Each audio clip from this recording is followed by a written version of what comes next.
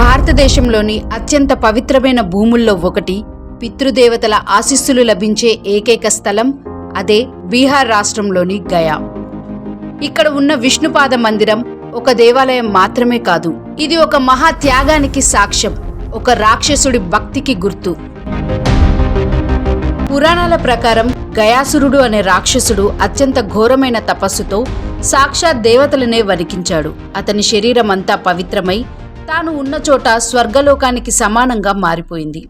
ఈ విషయం తెలిసిన దేవతలు శ్రీ మహావిష్ణువును ఆశ్రయించారు. శ్రీ మహావిష్ణువు బ్రాహ్మణుడి రూపంలో గయాసురుని దగ్గరికి వచ్చి నీ శరీరాన్ని యజ్ఞవేదికగా మార్చమని వరమును కోరాడు.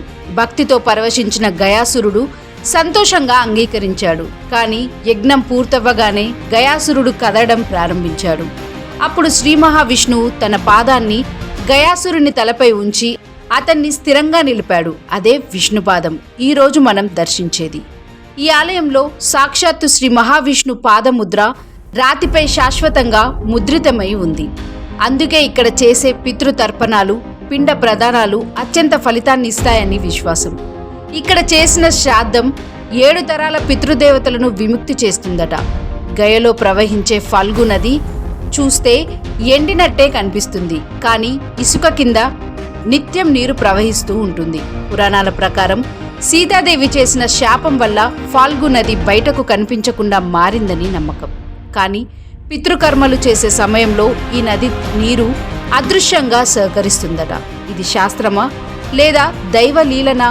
ఇది ఇప్పటికీ ఓ మిస్టరీ. ఒక రాక్షసుడి త్యాగం, ఒక దేవుని పాదముద్ర మరియు కనిపించని నదీ ప్రవాహం, ఇవన్నీ కలిసిన పవిత్ర స్థలమే విష్ణుపాద మందిరం గయా. ఇది కేవలం దర్శనం కాదు, ఇది పితృరుణ విముక్తికి మార్గం.